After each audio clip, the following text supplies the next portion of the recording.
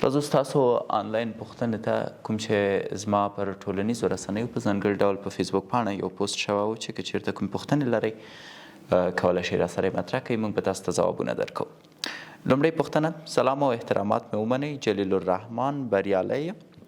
وایي له ډاکټر صاحب نه مې پوښتنه دا ده چې د انسان په ځان د باور زیاتولو لپاره باید کومې نقطې په نظر کې ونیسو؟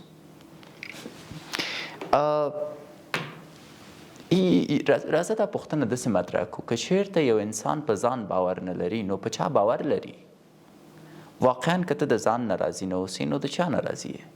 که چېرته د ځان سره په سوله نه اوسې نو د چا سره په سوله یې؟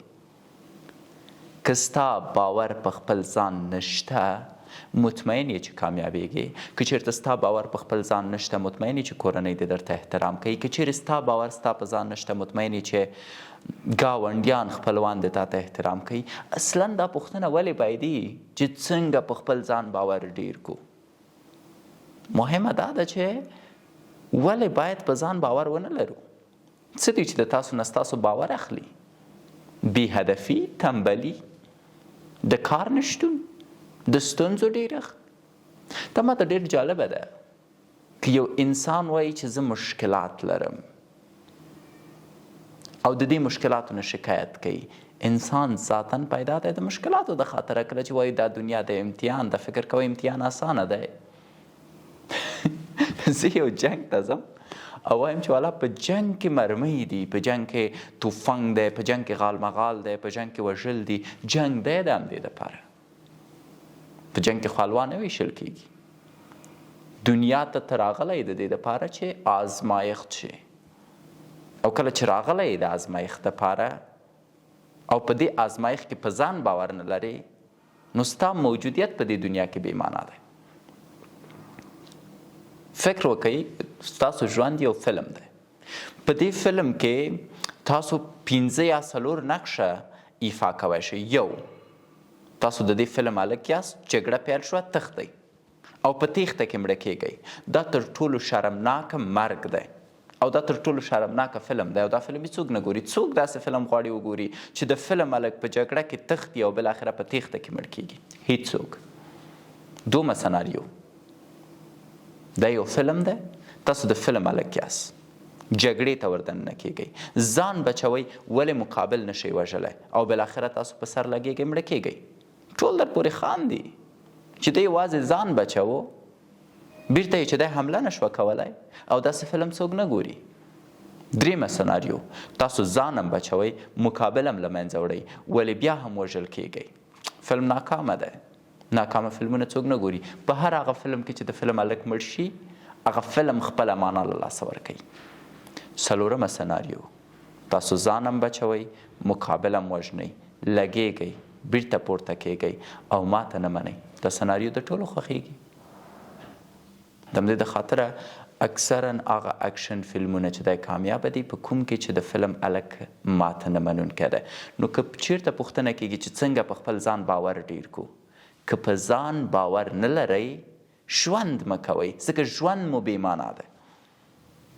که په ځان باور نه لرئ ته نشئ کوی سهار وختي راپورته شئ. که په ځان باور نه لرئ ته نشئ کوی 5 وخته لمونځ وکړئ. که په ځان باور نه لرئ ته نشئ کوی جیم ته لاړ شئ. که په ځان باور نه لرئ ته نشئ کوی شخصي تجارت شروع کړئ. که په ځان باور نه لرئ ته نشئ کوی خلک له ځانه راضي کړئ. کوم انسان چې ځان نه پیژني هغه نشي کولی چې خدای وپیژني. په خپل ذات کې دا پوښتنه خطرناکه ده. تاسو په هر چا شک کوی شئ، په ځان شک نشئ کوی. زه ډېری ځوانان وینم په ډېر جرأت راځي، والا ډاکټر صاحب غواړم یو نوی تجارت شروع کړم، ما سره کومک کوئ؟ زه ورته وایم صحیح ده. نظریه د چیا ده؟ ډېره ښکلې نظریه به وي، اما زه ورته وایم 2 روپو نظریه نه ده. رښتیا ښه صحیح ده ډاکټر صاحب، دا به پرېږدو. که ته په ځان باور ونه لري او بل انسان چې په ځان باور لري هغه سره مخ شي، هغه یوازې تا نه استفاده کوي. ته نشئ کوی د چا نه استفاده وکړي، ته نشئ کوی خپل ژوند جوړ کړي. او که واقعا پوښتنه دی چې څنګه کولی شئ په ځان باور پیدا کړئ، ډېر خلاصه تاسو ته ځواب درکوم. هر هغه کار وکئ چې تاسو پکې آرامه نه یاست.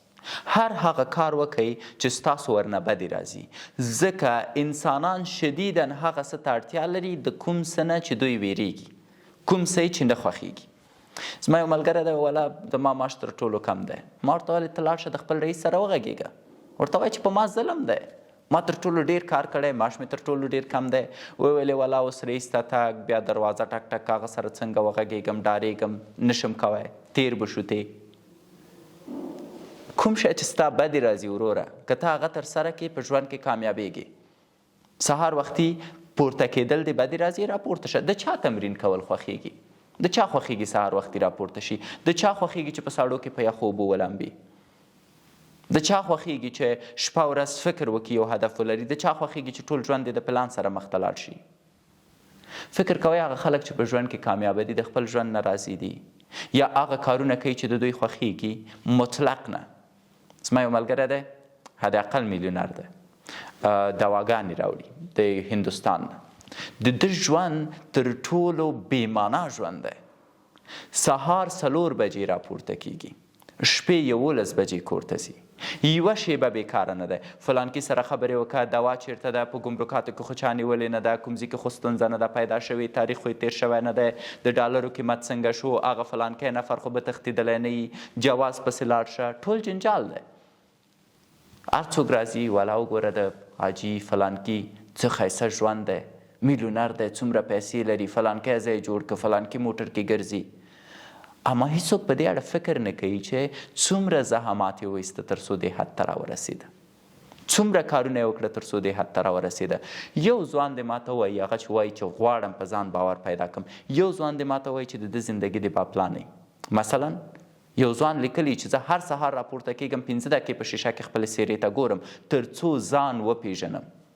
زه هر سهار وخته راپورته کېږم، زه هره ورځ 5 وخته مونځ کوم، زه هره ورځ قرآن کریم وایم، زه هره ورځ 15 دقیقې د ځان جوړونې کتابونو ته ورکوم، زه هره ورځ سل سینه کشي کوم. څوک یې کوئ؟ ستونزه څه ده؟ مونږ د یو چا خبرې اورو، راته خوند راکوي، سبا ته پلان جوړو چې هره ورځ نور سهار وختي راپورته کېږم، سینه کشي کوم. یوه ورځ سهار وختي راپورته کېږو، سینه کشي کوو، په جوش کې یو، په جذبه کې یو، ګورو هېڅ تغییر نه احساسوو. دومره ورځ راپورته کېږو، سینه کشي کوو، هېڅ تغییر نه احساسوو. یوه میاشت که سینه کشي وکړئ، هېڅ تغییر نه احساسوئ. مګر دا چې همدغه کار دوامداره حداقل 6 میاشتې ترسره کوئ. په ژوند کې د ځان د باور د ترلاسه کولو دپاره تر ټولو مهم شی ډیسپلین دی. یو هدف په ژوند کې وټاکئ، حداقل تر 1 کاله پورې تعقیب کړئ. تاسو خپله په ژوند کې کامیابه یاست. متاسفانه په اوسنۍ نړۍ کې زښته ډېر شیان دي چې موږ له خپلې لارې بېلارې کوي. څومره خلک شته دی په اوسني شرایطو کې چې یو هدف دی حداقل د 1 کال دپاره تعقیب کړی. زه نن غواړم کرکټر شم، 2 میاشتې وروسته د کرکټ نه مې زړه تورېږي، غواړم ژورنالست شم. یو بل نفر مې ولید هغه په ژورنالیزم کې مخ ته لاړ دی. 2 میاشتې ژورنالیزم کې کار کوم، 2 میاشتې وروسته ګورم یو بل نفر ټیک ټاک کې مشهور شوی، غواړم ټیک ټاکر شم. زموږ ژوند د نورو د اهدافو په اساس مخ ته ځي. راشد خان په کرکټ کې کامیاب شو، زه غواړم کرکټر شم. شکیب یو ښه ډاکټر دی، زه غواړم ډاکټر شم. هیڅوک له ځانه دا پوښتنه نه کوي چې زما مهارت څه شی دی، زه په څه شي کې مهارت لرم، زه څه شی غواړم. کله مو د ځان نه پوښتنه کړې 6 میاشتې وروسته ته باید چیرته اوسې؟ کله مو له ځانه پوښتنه کړې 6 میاشتې وروسته ستا په بانک کې باید څومره پیسې اوسي؟ کله مو له ځانه پوښتنه کړې چې 6 میاشتې وروسته ستاسو د زړه اصلي دنده باید څه شی وسي؟ حداقل کله مو د ځان نه پوښتنه کړې چې په کوم شي کې راحته یاست؟ 95% خلک وظیفه لري، د خپلې وظیفې نه ناراضي دي، خوشحاله نه دي. 80% ځوانان چې بیکاره دي، ورته وایي غواړي وظیفه ولري؟ هو، غواړي څه ولري؟ هره وظیفه چې تر اوسه پوهېږي نه چې څه غواړي. په ځان باور هغه وخت جوړوای شئ 3 شیان باید وکړئ. لومړی ځان وپېژنئ، خپل مهارتونه وپېژنئ. دوهم هر هغه څه وکړئ چې پکې آرامه نه یاست. دریم حداقل د 1 کال لپاره یو هدف باندې مشخصا کار وکړئ، هغه هدف پرې نه ږدئ. تاسو کولی شئ بریالي شئ.